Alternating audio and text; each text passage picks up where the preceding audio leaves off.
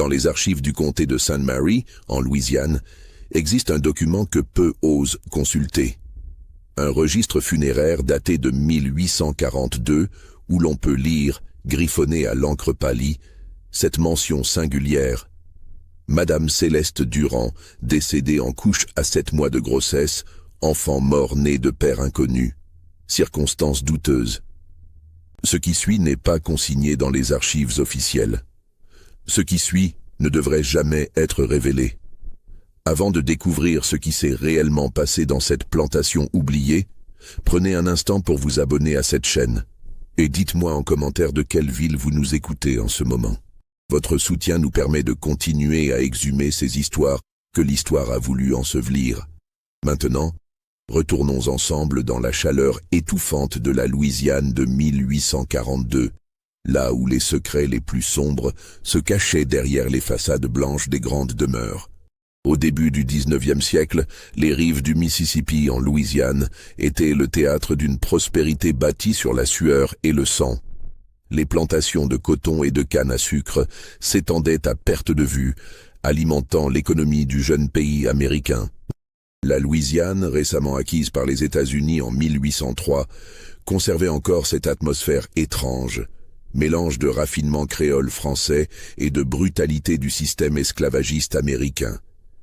Dans cette région où le Mississippi dessinait ses méandres paresseux entre la Nouvelle-Orléans et Bâton Rouge, se dressait la plantation Bellevue. Le domaine s'étendait sur plus de 3000 hectares de terres fertiles, bordées de chênes centenaires drapés de mousse espagnole qui ondulaient au moindre souffle de vent. La grande maison, construite en 1820 dans le style néoclassique grec si prisé à l'époque, dominait les champs de coton d'une blancheur immaculée durant la saison des récoltes. Monsieur Édouard Durand avait hérité cette plantation de son père en 1834. C'était un homme dans la quarantaine avancée, au visage marqué par le soleil louisianais et les excès d'une vie de planteur prospère. Son épouse, Céleste, était sa cadette de 15 années. Elle était arrivée de la Nouvelle-Orléans en 1836. Fille d'une famille créole appauvrie qui avait vu dans ce mariage une occasion de redorer son blason. La dot était maigre, mais Céleste possédait ce que l'argent ne pouvait acheter. Une beauté troublante et une détermination qui cachaient quelque chose de plus sombre.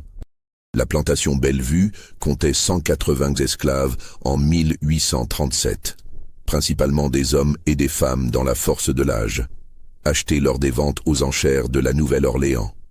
Le commerce des esclaves, bien qu'interdit depuis 1808 pour ce qui concernait l'importation directe d'Afrique, florissait toujours à l'intérieur même des frontières américaines. Les planteurs achetaient et vendaient des êtres humains comme on négocie du bétail, et Bellevue ne faisait pas exception à cette règle implacable. Le quotidien de la plantation suivait un rythme immuable. Les esclaves se levaient avant l'aube, au son de la cloche qui résonnait depuis la grande maison. Ils travaillaient dans les champs jusqu'au crépuscule, courbés sur les plants de coton sous un soleil impitoyable. Les cases qui leur servaient de logement se trouvaient à l'écart de la demeure principale, alignées en rangées strictes près de la limite est de la propriété. C'étaient des structures rudimentaires, en planches de bois, mal isolées, où s'entassaient parfois jusqu'à 8 ou 10 personnes. Édouard Durand n'était pas considéré comme le plus cruel des planteurs de la région, mais il n'était certainement pas le plus clément. Il appliquait le système avec une froideur méthodique. Punition corporelle pour les infractions, ration de nourriture calculée au minimum vital, vente des familles séparées quand les besoins financiers l'exigeaient. Sa femme Céleste, en revanche, semblait initialement plus distante de ses affaires. Durant les premiers mois de son mariage, elle restait confinée dans les pièces fraîches de la grande maison, occupée à la broderie, à la correspondance et aux réceptions occasionnelles de quelques voisines planteurs. Mais quelque chose changea progressivement dans le comportement de Céleste Durand.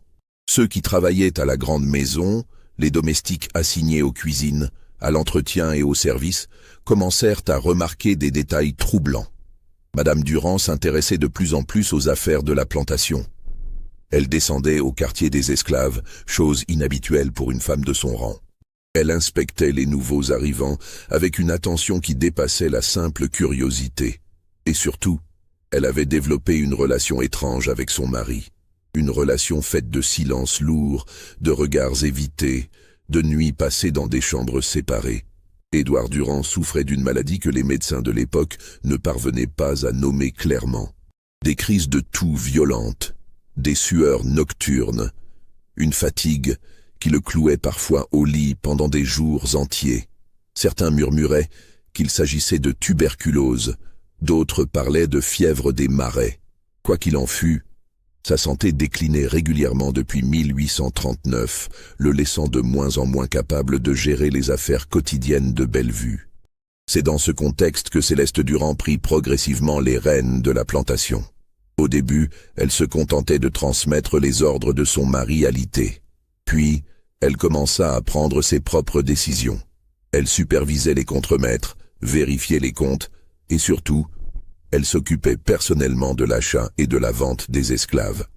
Cette responsabilité, habituellement réservée aux hommes, lui conférait un pouvoir inhabituel pour une femme de cette époque. Les registres de la plantation, ceux qui n'ont pas été détruits, montrent qu'à partir de 1839, le turnover des esclaves masculins jeunes augmenta de façon significative à Bellevue. Des hommes étaient achetés, restaient quelques semaines ou quelques mois, puis étaient revendus à d'autres plantations. Cette pratique n'était pas inhabituelle en soi, le commerce des esclaves étant une source de profit supplémentaire pour les planteurs. Mais la fréquence et la régularité de ces transactions, toujours orchestrées par Madame Durand elle-même, commençaient à susciter des questions. L'été de 1840 fut particulièrement étouffant en Louisiane. La chaleur moite écrasait la région, transformant les journées en un supplice pour ceux qui travaillaient dans les champs. C'est durant cette période qu'arriva à Bellevue un jeune homme nommé Samuel. Il avait été acheté lors d'une vente à la Nouvelle-Orléans, arraché à une plantation du Mississippi où il était né 23 ans plus tôt. Samuel était grand, bâti pour le travail des champs, avec ce regard à la fois résigné et encore porteur d'une étincelle de quelque chose que le système n'avait pas encore complètement éteint.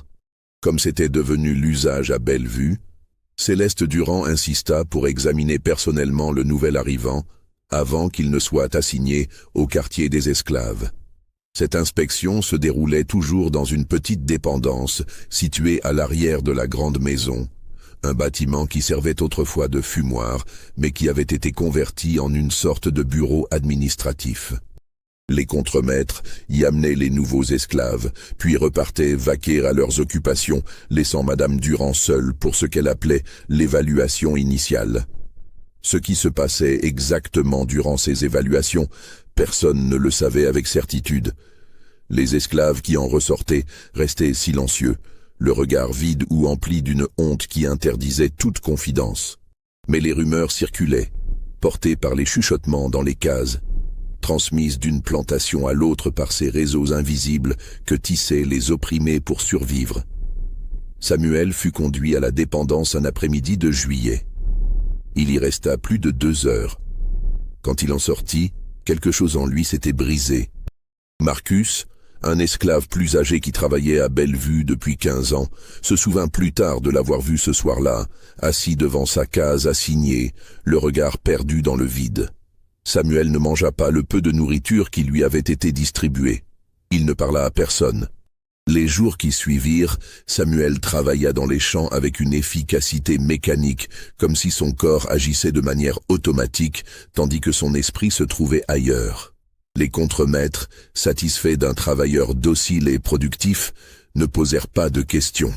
Mais ceux qui partageaient sa case remarquèrent qu'il se réveillait parfois la nuit, en sueur, tremblant, murmurant des mots incompréhensibles.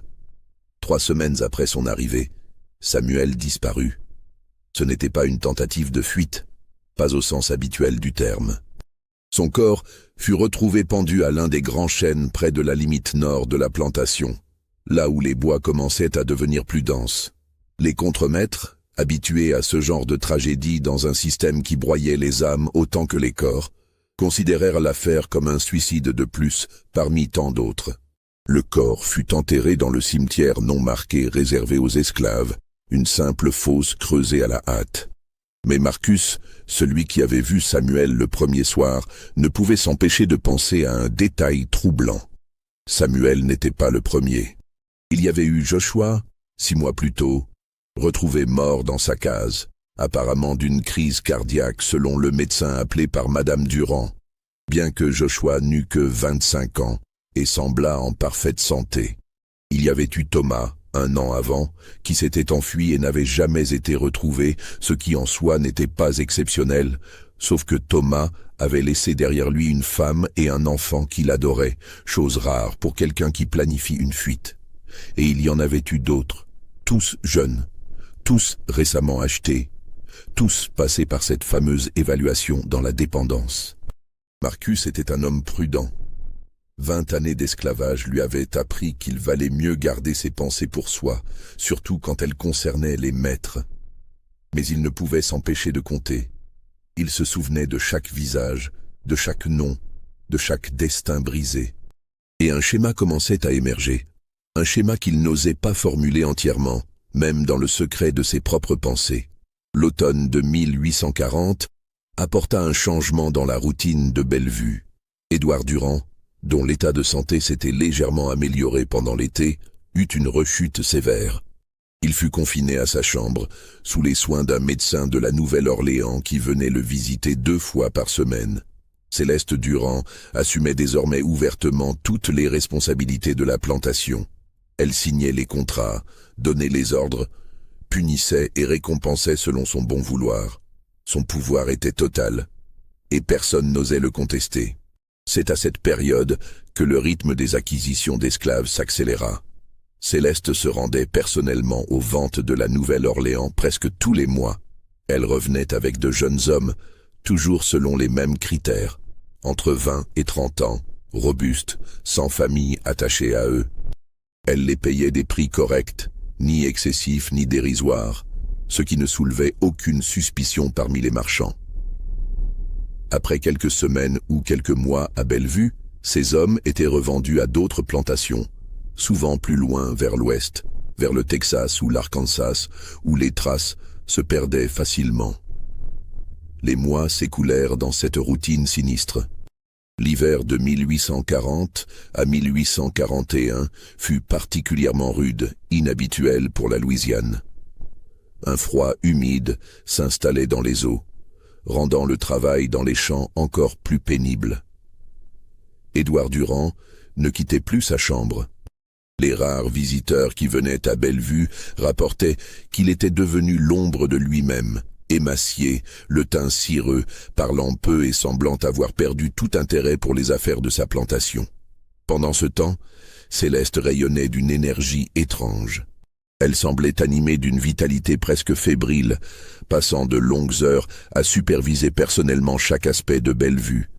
Elle inspectait les champs, vérifiait les réserves et surtout, continuait ses évaluations dans la dépendance. Les domestiques qui travaillaient à la grande maison murmuraient entre eux. Ils avaient remarqué que Madame Durand ne dormait plus avec son mari. Sa chambre se trouvait à l'autre bout de la grande demeure, et elle y passait ses nuits seule. Ou du moins, c'est ce qu'il croyait. Un des domestiques, une femme nommée Hattie, qui servait à la grande maison depuis 10 ans, commença à tenir une sorte de journal mental. Hattie avait appris à lire et écrire en secret, enseignée par la première Madame Durand, la mère d'Édouard, une femme qui avait des idées progressistes pour son époque. Hattie n'osait pas écrire ses observations, de peur d'être découverte, mais elle gravait chaque détail dans sa mémoire avec une précision remarquable. Hattie remarqua que Céleste Durand avait développé des habitudes nocturnes inhabituelles. Certaines nuits, elle descendait discrètement de sa chambre, une lanterne à la main, et se dirigeait vers la dépendance. Elle y restait parfois plusieurs heures avant de retourner à la grande maison, son visage à moitié dissimulé dans l'obscurité. Hattie, dont les quartiers se trouvaient dans une petite pièce attenante à la cuisine de la grande maison, pouvait observer ses allées et venues depuis sa fenêtre. Ce qui troublait le plus Hattie, c'était l'expression de Madame Durand, quand elle revenait de ses escapades nocturnes. Ce n'était pas de la satisfaction, ni même du plaisir au sens simple du terme. C'était quelque chose de plus profond, de plus dérangeant. Une sorte de faim comblée temporairement, mais jamais vraiment satisfaite. Et dans ses yeux, brillait une lueur qui faisait frissonner Hattie, même à distance. Au printemps de 1841, un nouvel esclave arriva à Bellevue. Il s'appelait William, avait 28 ans, et avait été vendu par une plantation en faillite près de Natchez. William était différent des autres. Il savait lire, compétence rare et dangereuse pour un esclave, acquise clandestinement durant son enfance. Il avait aussi un tempérament plus rebelle, une volonté qui n'avait pas encore été complètement brisée par le système. William fut conduit à la dépendance pour l'évaluation habituelle. Mais contrairement aux autres, William résista. Les détails exacts de ce qui se passa ne furent jamais clairement établis. Tout ce qu'on sait, c'est qu'il y eut un cri étouffé, le bruit de quelque chose qui se brisait, puis un long silence. Quand les contremaîtres, alertés par le bruit inhabituel, accoururent, ils trouvèrent William maintenu au sol par 2 autres hommes appelés en renfort par Madame Durand. Et cette dernière, le visage composé en un masque de furie froide, ordonnant qu'on l'emmène immédiatement. William fut fouetté publiquement le lendemain, une punition sévère, mais pas inhabituelle pour un esclave jugé insubordonné. Mais ce qui était inhabituel, c'est que Céleste Durand assista personnellement à la punition, debout sous le soleil, son regard fixé sur William avec une intensité qui glaçait le sang de ceux qui osèrent la regarder. Après le châtiment, William fut assigné aux travaux les plus pénibles de la plantation, ceux qui brisèrent les hommes les plus forts en quelques mois. Mais William survécut. Et plus important encore, William commença à parler. Pas ouvertement, bien sûr, ce n'était pas possible, mais dans le secret des cases, lors des rares moments où les esclaves pouvaient échanger quelques mots à l'abri des oreilles des contremaîtres, William murmura des choses sur ce qui s'était passé dans la dépendance, des choses qui firent blêmir même les plus endurcis d'entre eux. Selon William, Madame Durand ne se contentait pas d'examiner les nouveaux esclaves, elle les forçait. Elle usait de son pouvoir absolu sur eux, de leur vulnérabilité totale, pour satisfaire quelque chose qui dépassait le simple désir physique. C'était un exercice de domination pure, une démonstration de contrôle absolu. Et ceux qui refusaient, ceux qui résistaient, étaient soit brisés, soit disparaissaient dans des circonstances mystérieuses. Marcus, qui avait gardé ses observations pour lui pendant si longtemps, comprit alors ce qu'il avait refusé de voir. Samuel, Joshua, Thomas et tous les autres. Ils n'étaient pas morts de suicide, de maladie ou de fuite. Ils étaient morts parce qu'ils savaient. Ils étaient morts parce qu'ils représentaient un danger pour le secret de Céleste Durand. Et personne ne les vengerait jamais. Parce que dans ce système, la vie d'un esclave ne valait rien face au pouvoir d'une maîtresse blanche. L'été de 1841 marqua un tournant dans l'atmosphère de Bellevue. Une tension palpable s'installait dans l'air, aussi lourde que l'humidité qui montait des marécages environnants. Les esclaves parlaient moins, travaillaient en silence, évitant même de croiser le regard de Madame Durand quand elle descendait inspecter les champs. William, malgré sa punition et les travaux épuisants qui lui étaient assignés, n'avait pas renoncé. Il continuait à observer et à noter mentalement chaque détail suspect. Il avait remarqué que certains des hommes qui passaient par l'évaluation de Madame Durand développaient par la suite des comportements étranges. Certains devenaient complètement apathiques, comme si leur volonté avait été aspirée. D'autres, au contraire, devenaient agités, nerveux, sursautant au moindre bruit. Un soir, alors que la nuit tombait sur les champs de coton, William réussit à attirer l'attention de Marcus. Les 2 hommes se retrouvèrent près du puits, prétextant aller chercher de l'eau. Dans le crépuscule qui offrait une rare intimité, William confia à Marcus ses soupçons les plus sombres. « Elle ne les laisse pas partir indemnes », murmura William, sa voix à peine audible au-dessus du chant des cigales. « Elle prend quelque chose d'eux, leur dignité, leur esprit. Et quand ils deviennent trop dangereux, parce qu'ils pourraient parler, ils disparaissent. Marcus hocha lentement la tête. J'ai compté. Depuis que madame a pris le contrôle de la plantation, il y a 3 ans, 12 hommes sont morts ou ont disparu dans des circonstances étranges, tous jeunes, tous récemment achetés, tous passés par cette dépendance. Et personne ne dit rien, continua William avec amertume. Parce que qui nous croirait? Qui se soucierait du sort d'esclaves dans un monde où nous ne sommes que des biens meubles? Cette conversation fut interrompue par l'arrivée d'un contremaître, et les 2 hommes se séparèrent rapidement. Mais quelque chose avait changé. Marcus et William n'étaient plus seuls dans leur conscience du mal qui rongeait Bellevue. D'autres commençaient à comprendre, à assembler les pièces du puzzle. Une résistance silencieuse, faite non pas de révolte ouverte mais de connaissances partagées, commençait à prendre forme. Pendant ce temps, à la grande maison, d'autres observations troublantes se multipliaient. Hattie avait remarqué que madame Durand semblait obsédée par quelque chose. Elle passait des heures dans ce qui servait de bibliothèque, consultant d'anciens registres de la plantation, des documents légaux, des correspondances.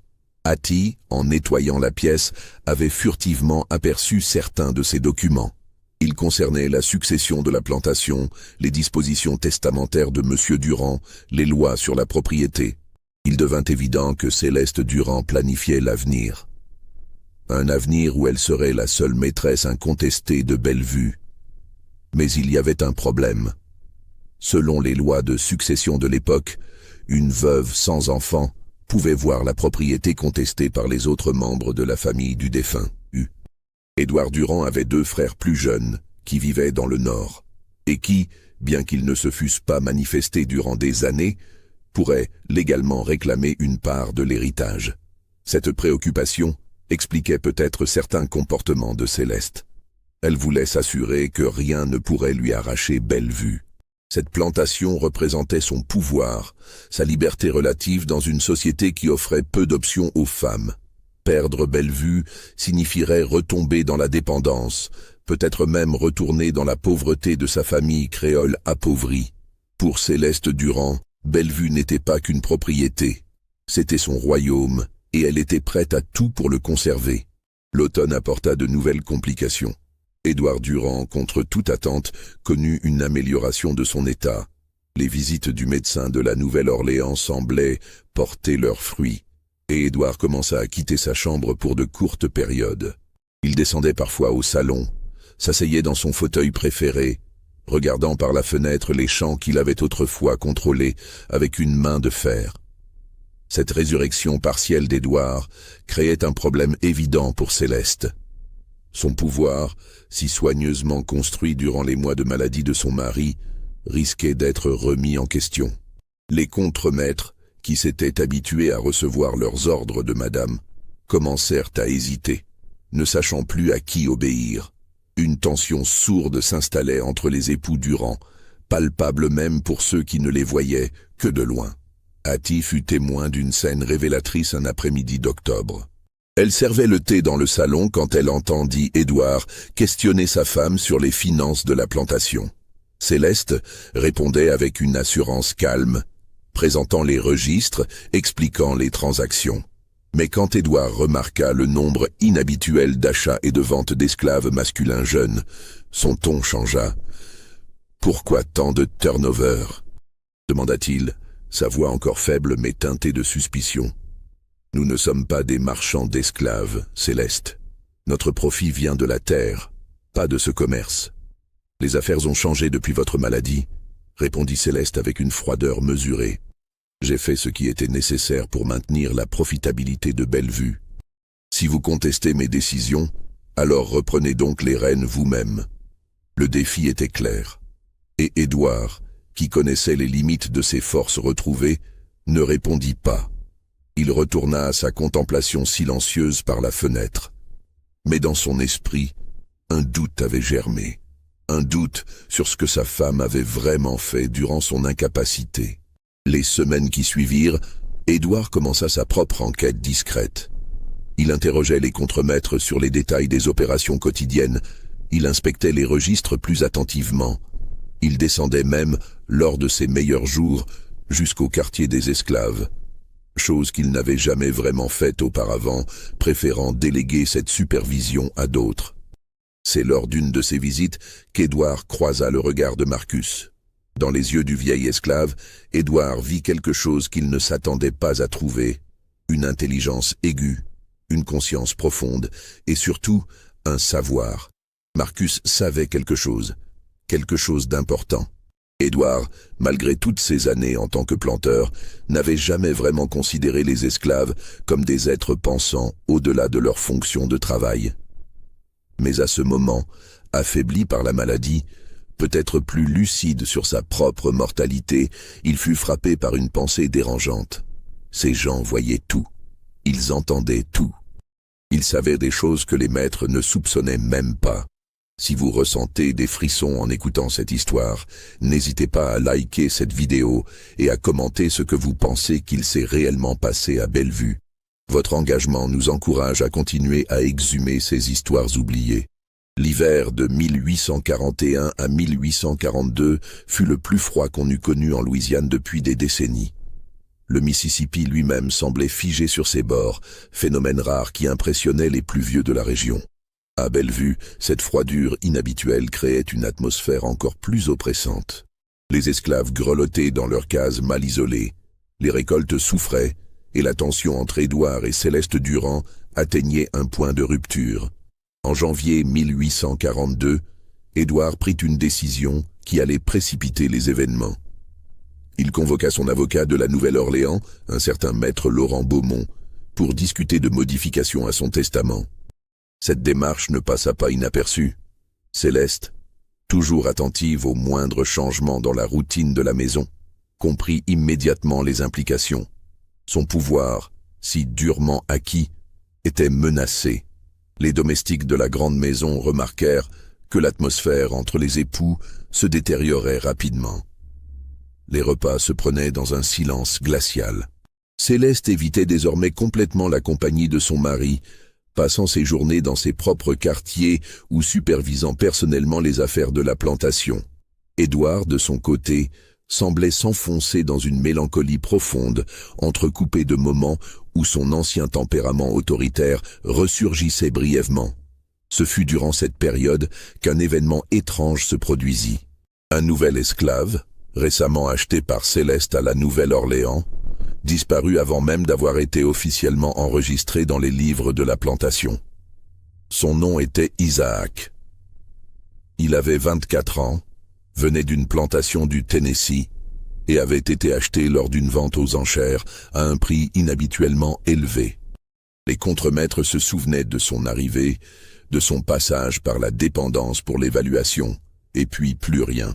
Quand les contremaîtres interrogèrent Madame Durand sur le sort d'Isaac, elle répondit avec une irritation mal dissimulée qu'il avait été immédiatement revendu à une plantation du Texas, une transaction si rapide qu'elle n'avait pas eu le temps d'être correctement documentée. L'explication était plausible, bien que inhabituelle, mais elle ne convainquit personne parmi ceux qui commençaient à comprendre le véritable schéma. William et Marcus, qui maintenaient leur vigilance discrète, notèrent cette disparition. Isaac faisait maintenant partie d'une liste qui s'allongeait de façon alarmante. 13 hommes, depuis le début du contrôle de Céleste Durand sur Bellevue. 13 jeunes hommes dont les destins s'étaient évanouis dans l'ombre. Février apporta un développement inattendu. Édouard Durand tomba de nouveau malade, mais cette fois d'une manière différente. Il souffrait de violentes douleurs abdominales, de nausées persistantes, d'une faiblesse qui le clouait au lit. Le médecin de la Nouvelle-Orléans fut rappelé en urgence. Après examen, il diagnostiqua une forme sévère d'empoisonnement alimentaire, bien qu'il fût incapable de déterminer la source exacte de l'intoxication. Ce diagnostic éveilla des soupçons dans l'esprit de certains. Hattie, qui préparait les repas sous la supervision de la cuisinière en chef, une vieille femme nommée Bessie, remarqua que Madame Durand avait récemment pris l'habitude de préparer elle-même certains plats pour son mari, prétextant qu'il avait besoin d'une alimentation spéciale pour sa convalescence. Hattie n'osait pas formuler clairement ce que cela pouvait impliquer, mais le doute s'était installé dans son esprit. Édouard, dans son lit de malade, sembla lui aussi avoir des doutes. Il refusa de manger quoi que ce soit qui ne fût pas préparé par Bessie et goûté d'abord par les domestiques. Cette méfiance ne passa pas inaperçue de Céleste, dont le visage se durcit encore davantage. Le couple ne se parlait pratiquement plus, communiquant seulement par l'intermédiaire des domestiques quand c'était absolument nécessaire. C'est à ce moment-là qu'Édouard prit une décision désespérée. Il fit venir secrètement Marcus dans sa chambre, tard une nuit, sous prétexte d'avoir besoin d'aide pour se lever. Mais une fois seul, Édouard regarda le vieil esclave droit dans les yeux et lui posa une question qui changerait tout. « Je sais que vous savez quelque chose », dit Édouard, sa voix réduite à un murmure rauque. « Quelque chose sur ma femme. Quelque chose qui concerne les esclaves qui sont passés par ici. Dites-moi la vérité. » Marcus resta silencieux un long moment. Toute sa vie d'esclave lui avait appris que parler au maître ne menait qu'à la tragédie. Mais il vit dans les yeux d'Édouard quelque chose qu'il n'avait jamais vu auparavant chez un blanc. Une peur véritable, une vulnérabilité, une reconnaissance implicite que le pouvoir pouvait être une illusion fragile. « Maître Durand, » commença Marcus lentement, pesant chaque mot, « il y a des choses qui se passent dans cette plantation que vous ne voulez probablement pas savoir. Des choses qui concernent madame et les jeunes hommes qu'elle achète. Des choses qui finissent mal pour ces hommes. Soyez plus précis, » insista Édouard. Marcus prit une profonde inspiration. Elle les force, maître. Dans la dépendance, elle use de son pouvoir sur eux, et ceux qui résistent, ceux qui parlent, ceux qui deviennent trop dangereux pour ses secrets, ils disparaissent. 13, jusqu'à maintenant, peut-être plus. Le silence qui suivit fut écrasant. Édouard Durand, homme qui avait vécu toute sa vie dans le système esclavagiste, qui avait lui-même exercé un pouvoir absolu sur des centaines de vies humaines, se trouvait confronté à une vérité qu'il n'avait pas anticipée. Sa femme avait pris ce pouvoir et l'avait corrompu d'une manière qui dépassait même les cruautés habituelles du système. « Pouvez-vous le prouver » demanda finalement Édouard. Marcus secoua la tête. « Les preuves disparaissent avec les hommes, maître. Mais William, celui qui a été fouetté l'année dernière, il pourrait témoigner. Et d'autres, si quelqu'un les écoutait. » Édouard renvoya Marcus, mais cette conversation le hanta. Dans les jours qui suivirent, il tenta discrètement de vérifier les accusations. Il examina les registres de vente et d'achat, cherchant des incohérences. Il interrogea subtilement les contremaîtres sur le sort des esclaves disparus.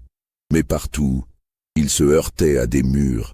Les documents étaient impeccablement tenus. Les explications de Céleste étaient toujours logiques, toujours plausibles. Et surtout, qui croirait la parole d'esclave contre celle d'une femme blanche de bonne famille? Mars 1842 arriva avec une chaleur précoce, comme si la nature voulait compenser la rigueur de l'hiver précédent.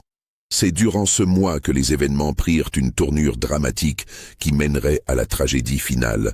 Édouard Durand, dont la santé avait à nouveau décliné depuis la conversation avec Marcus, fit une dernière tentative pour reprendre le contrôle de la situation. Il convoqua à nouveau Maître Beaumont, son avocat, et cette fois, il modifia effectivement son testament. Les détails exacts de ces modifications ne furent jamais rendus publics, mais selon les rumeurs qui circulèrent plus tard, Édouard avait considérablement réduit la part de l'héritage qui reviendrait à Céleste en cas de décès, favorisant plutôt ses frères et établissant des conditions strictes sur la gestion future de Bellevue. Céleste apprit ces modifications le jour même où l'avocat quitta la plantation. Les domestiques entendirent une violente dispute dans la chambre d'Édouard. Des éclats de voix, des accusations lancées, puis un silence inquiétant. Quand Hattie monta pour voir si tout allait bien, elle trouva Édouard seul dans sa chambre, le visage livide, tremblant. Céleste était partie, enfermée dans ses propres quartiers. Les jours qui suivirent furent tendus au-delà de toute mesure. Céleste ne quittait presque plus la grande maison, déléguant la supervision de la plantation au contremaître.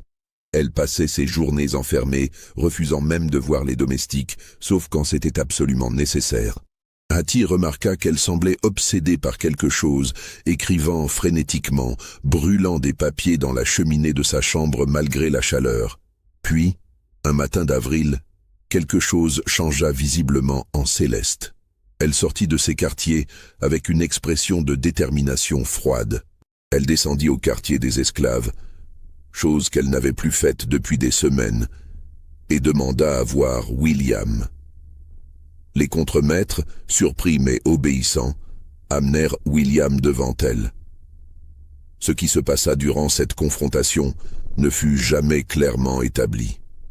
Tout ce qu'on sait, c'est que Céleste parla à William durant plusieurs minutes, seul avec lui près de la dépendance. William resta silencieux, écoutant, son visage devenant progressivement plus pâle. Puis Céleste repartit vers la grande maison, laissant William debout, immobile, comme pétrifié. Marcus, qui avait observé la scène de loin, s'approcha de William une fois Madame Durand partie. « Qu'est-ce qu'elle t'a dit ?» demanda-t-il avec urgence. William mit du temps à répondre. Quand il le fit, sa voix tremblait. « Elle sait que j'ai parlé.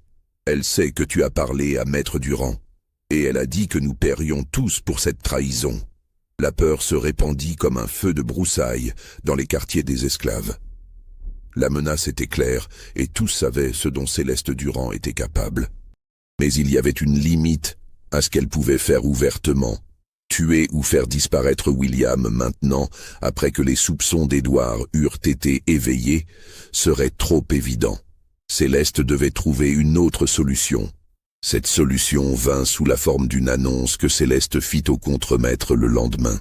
Elle avait décidé de vendre William et Marcus à une plantation du Mississippi, une transaction déjà arrangée avec un planteur de sa connaissance. Le départ aurait lieu dans 2 jours. C'était une manière propre et légale de se débarrasser des témoins gênants. Mais Édouard, malgré sa faiblesse, la prit et s'y opposa pour la première fois, ouvertement. Une confrontation majeure eut lieu dans le salon de la grande maison, assistée par plusieurs domestiques qui ne purent s'empêcher d'écouter. « Vous n'avez plus l'autorité pour prendre de telles décisions », déclara Céleste avec une froideur meurtrière. « Cette plantation sera bientôt mienne, et j'en ferai ce que bon me semble. »« Cette plantation ne sera jamais entièrement vôtre, » répondit Édouard, sa voix faible mais déterminée. « J'ai pris mes dispositions. Votre règne de terreur prend fin, Céleste. » Ce fut le dernier échange significatif entre les époux Durand. Cette nuit-là, Édouard ne quitta pas sa chambre pour le dîner. Le lendemain matin, il ne se réveilla pas. Les domestiques le trouvèrent mort dans son lit, son visage figé dans une expression de surprise et de douleur. Le médecin de la Nouvelle-Orléans, appelé en urgence, conclut à une crise cardiaque, complication probable de sa maladie chronique. L'enterrement eut lieu rapidement, selon l'usage de l'époque où la chaleur ne permettait pas de retarder les funérailles. Céleste Durand, veuve à 31 ans, héritait officiellement de Bellevue. Mais le testament modifié d'Édouard créait immédiatement des complications. Les frères d'Édouard, alertés par Maître Beaumont, contestaient certaines dispositions et annonçaient leur intention de venir inspecter la plantation et ses comptes. C'est dans ce contexte de tension légale et émotionnelle que Céleste Durand fit quelque chose qui allait sceller son destin. Elle décida de continuer ses pratiques, peut-être par hubris, peut-être par une incapacité à renoncer au pouvoir qu'elle avait goûté, ou peut-être par quelque chose de plus sombre encore dans sa psychologie. Un dernier jeune homme fut acheté à la Nouvelle-Orléans en mai 1842. Il s'appelait Daniel, avait 26 ans, et était décrit dans les registres comme un esclave de première qualité. Il fut conduit à la dépendance pour l'évaluation habituelle. Mais cette fois, quelque chose se passa qui brisa le schéma habituel. On ne sait pas exactement ce qui se produisit dans la dépendance ce jour-là. Peut-être Daniel résista-t-il plus violemment que les autres. Peut-être Céleste, affaiblie émotionnellement par les récents événements, commit-elle une erreur de jugement. Tout ce qu'on sait, c'est qu'il y eut un cri perçant qui résonna depuis la dépendance. Un cri que plusieurs esclaves et même des contremaîtres entendirent clairement. Quand les contremaîtres arrivèrent en courant, ils trouvèrent Céleste Durand étendue sur le sol de la dépendance, saignant abondamment. Daniel était recroquevillé dans un coin, tremblant. Sur le sol, près de Céleste, gisait un objet lourd, peut-être un chandelier ou un autre objet qui avait servi d'arme improvisée dans une lutte désespérée. Céleste fut transportée d'urgence à la grande maison. Le médecin fut appelé encore une fois, mais la situation était grave. Céleste était enceinte, un fait qu'elle avait gardé secret durant les derniers mois, et le traumatisme physique qu'elle venait de subir avait déclenché un travail prématuré. Elle était à 7 mois de grossesse. Les 3 jours qui suivirent furent un cauchemar qui se déroula au ralenti. Céleste Durand luttait pour sa vie dans la grande maison, assistée par le médecin et par Hattie, qui avait été appelé pour l'aider. Le travail prématuré était compliqué, douloureux et dangereux. Le médecin, un homme habitué aux accouchements difficiles dans cette époque où la médecine obstétrique était encore primitive, fit tout ce qu'il pouvait. Pendant ce temps, Daniel fut immédiatement enfermé dans une petite structure qui servait de prison temporaire à la plantation. Les contremaîtres, incertains de ce qu'ils devaient faire sans instruction claire, attendaient la résolution de la situation de Madame Durand avant de décider du sort de Daniel. Marcus et William, ainsi que les autres esclaves, vivaient dans une tension insoutenable.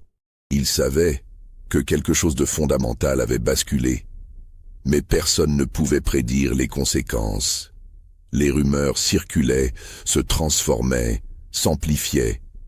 Certains disaient que Daniel avait attaqué Madame sans provocation. D'autres, plus audacieux, murmuraient une version différente de l'histoire. Le 3e jour, Céleste Durand mourut. L'accouchement avait été catastrophique. L'enfant, un garçon, était mort-né. Le médecin enregistra dans son rapport: Madame Céleste Durand, décédée en couche à 7 mois de grossesse, enfant mort-né de père inconnu. Circonstances douteuses. Ce dernier commentaire, circonstances douteuses, était remarquable. Le médecin, homme observateur qui avait vu beaucoup de choses durant sa carrière, avait noté certains détails troublants. La blessure que Céleste avait subie suggérait une lutte violente. Son état de grossesse avancé qu'elle avait caché soulevait des questions. Et surtout, les témoignages contradictoires des domestiques et des contremaîtres sur ce qui s'était passé dans la dépendance ne correspondaient pas à un récit cohérent. Mais le médecin, pragmatique et conscient des réalités sociales de son époque, n'approfondit pas ses doutes. Céleste Durand était une femme blanche de bonne famille et Daniel était un esclave noir. La justice de cette époque, dans le sud esclavagiste, était sans appel dans de tels cas. Daniel fut jugé sommairement par un tribunal local, accusé d'avoir attaqué et causé la mort de sa maîtresse. Il fut pendu 3 semaines plus tard, sans qu'aucune des circonstances réelles de l'incident ne fût explorée en profondeur.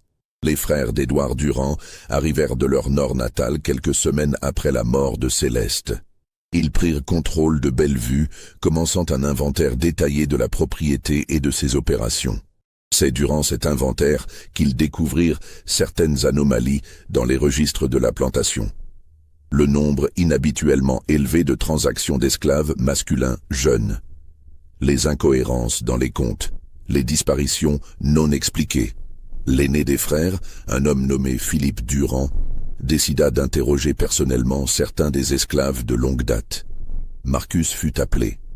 Cette fois, face à un nouveau maître qui n'était pas impliqué dans les événements précédents, Marcus parla plus librement.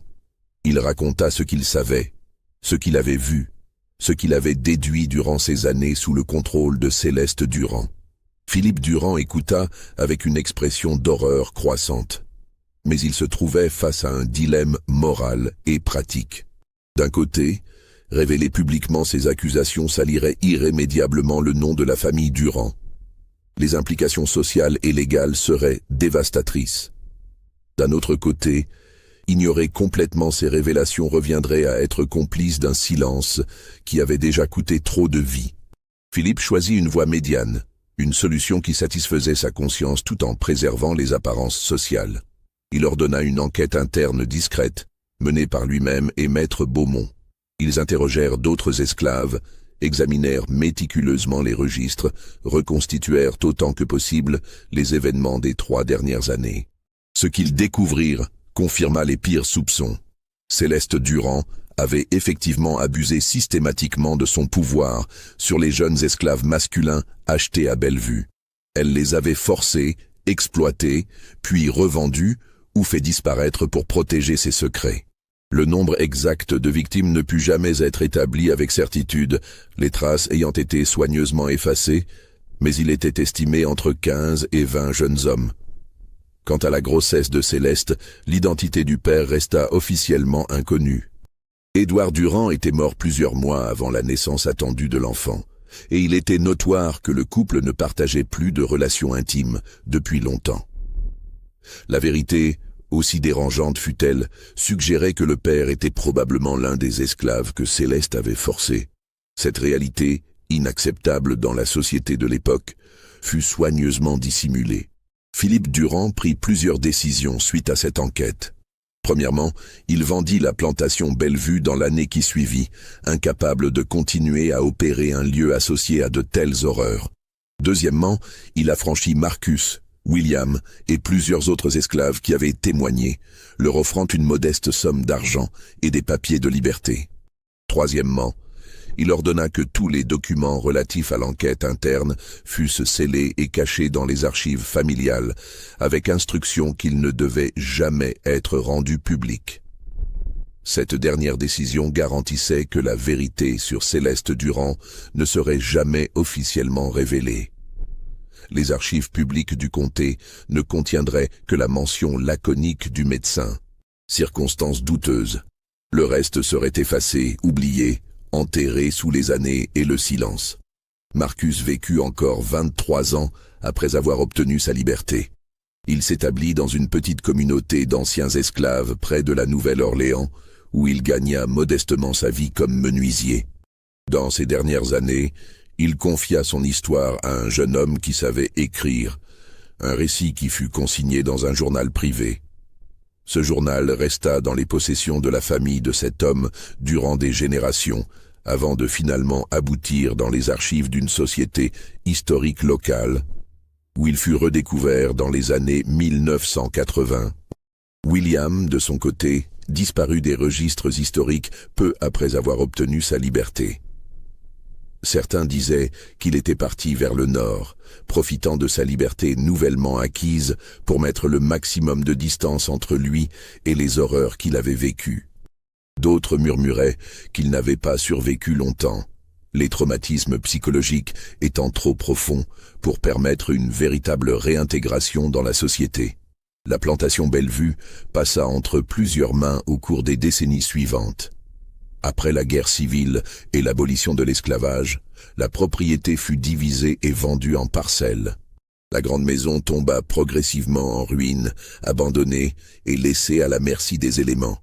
La dépendance, ce lieu de tant de souffrance, fut détruite lors d'un incendie dans les années 1870, certains disaient allumé délibérément par d'anciens esclaves qui voulaient effacer toute trace physique de ce qui s'y était passé. Aujourd'hui, il ne reste presque rien de Bellevue. Le terrain où se dressait autrefois la plantation a été reconverti en terres agricoles modernes, puis partiellement développé en zone résidentielle. Les quelques vestiges visibles, des fondations enfouies sous la végétation, ne révèlent rien des secrets qu'ils ont autrefois abrités. Les registres officiels du comté, pour ceux qui prennent la peine de les consulter, ne révèlent qu'une histoire banale, une plantation prospère, un planteur mort de maladie, sa veuve décédée en couche, une propriété vendue et dispersée. Rien qui suggère les horreurs qui se sont vraiment déroulées entre ces murs blancs immaculés. C'est seulement grâce au journal de Marcus, redécouvert par hasard, et à quelques autres documents fragmentaires retrouvés dans les archives scellées de la famille Durand, que l'histoire de Céleste Durand peut être reconstituée. Mais même ces documents ne révèlent pas toute la vérité. Il y a des zones d'ombre, des lacunes, des questions qui ne trouveront jamais de réponse. Combien d'hommes exactement sont morts ou ont disparu à cause de Céleste Durand? 15, 20, peut-être plus.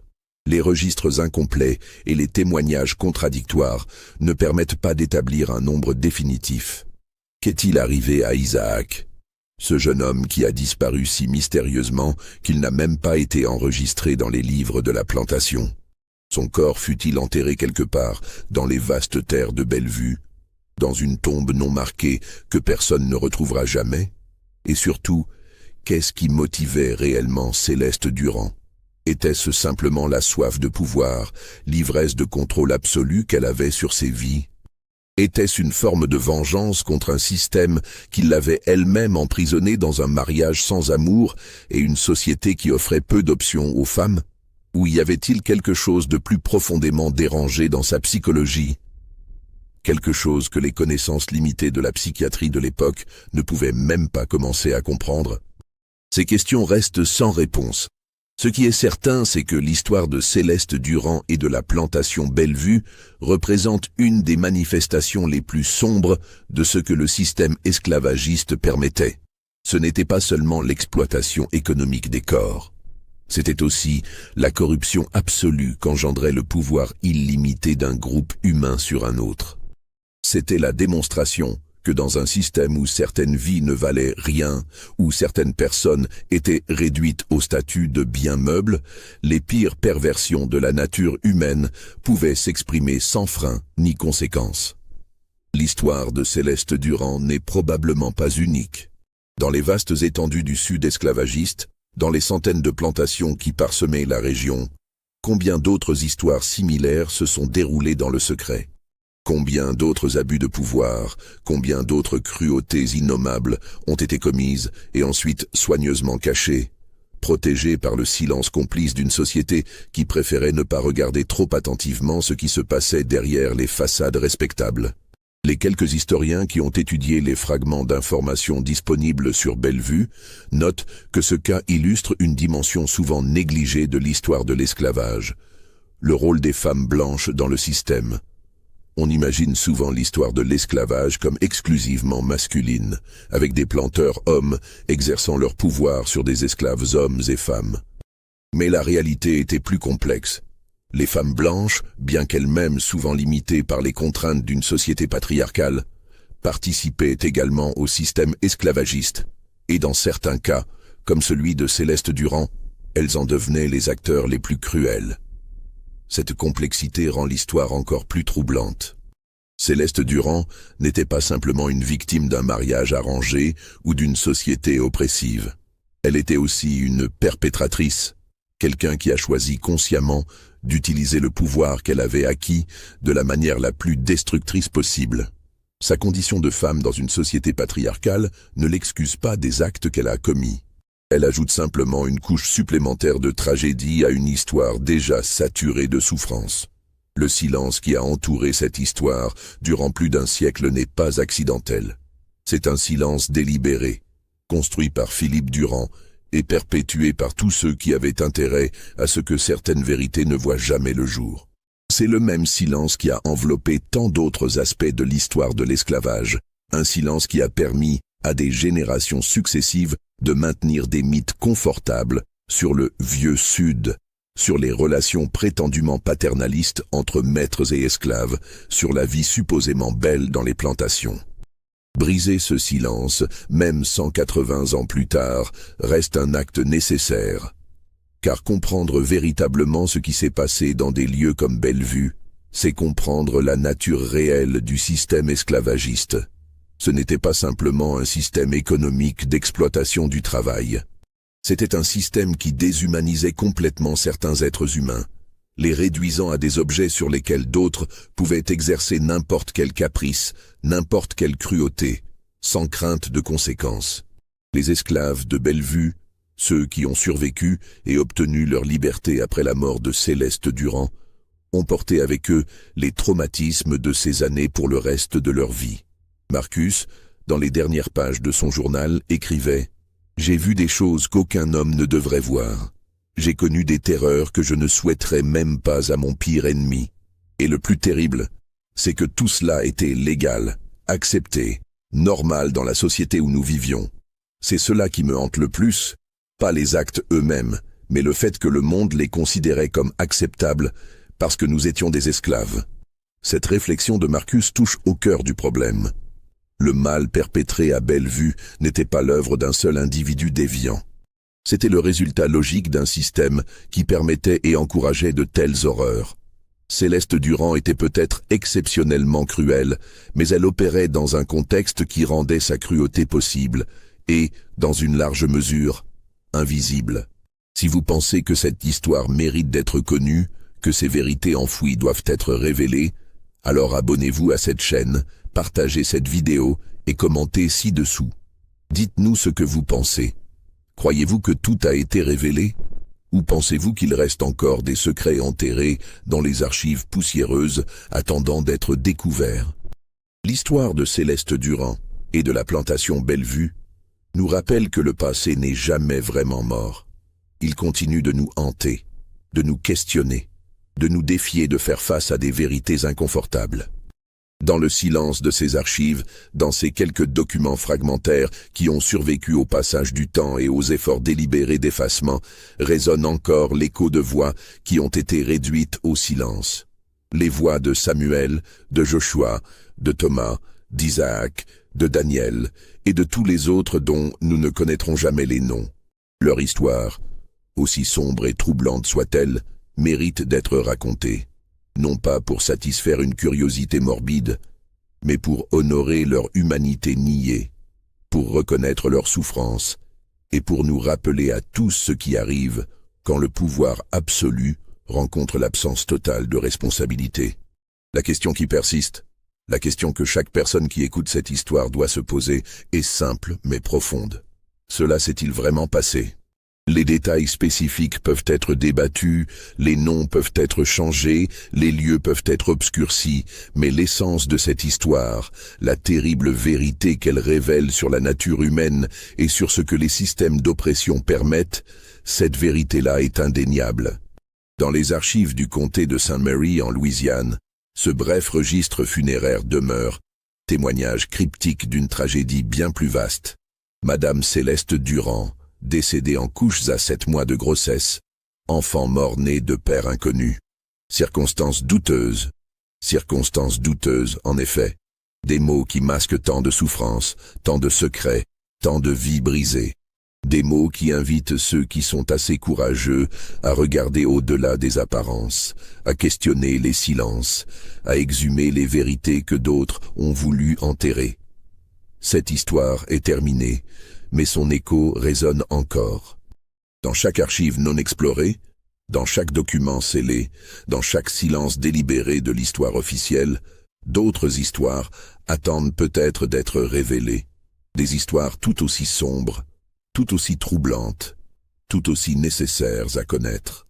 Car c'est seulement en confrontant honnêtement les horreurs du passé que nous pouvons espérer construire un avenir meilleur. C'est seulement en donnant voix aux silencés, en nommant les innommables, en révélant les secrets enfouis, que nous pouvons véritablement honorer la mémoire de ceux qui ont souffert.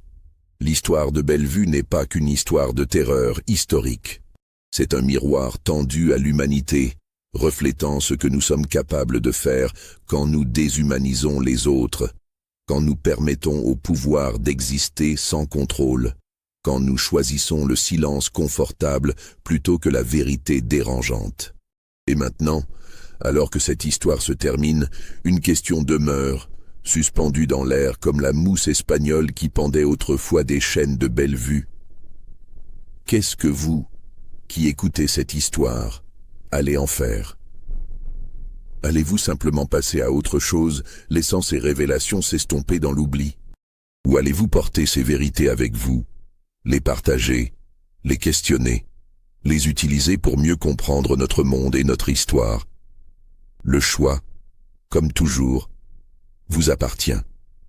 Mais n'oubliez jamais, dans chaque silence de l'histoire, dans chaque archive scellée, dans chaque vérité enterrée, il y a des voix qui attendent d'être entendues, des voix qui méritent d'être entendues, des voix qui doivent être entendues si nous voulons véritablement comprendre d'où nous venons et où nous allons.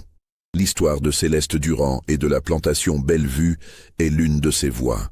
Une voix sombre, troublante, dérangeante, mais une voix nécessaire. Une voix qui nous rappelle que derrière les façades blanches et les colonnes élégantes du vieux Sud se cachaient des horreurs que nous ne devons jamais oublier, jamais nier, jamais permettre de se répéter. Ceci était l'histoire de Bellevue. Une histoire vraie dans son essence, même si les détails spécifiques restent enveloppés dans le mystère et le silence. Une histoire qui pose plus de questions qu'elle n'apporte de réponses. Une histoire qui, espérons-le, vous hantera suffisamment pour que vous n'oubliez jamais les leçons qu'elle enseigne.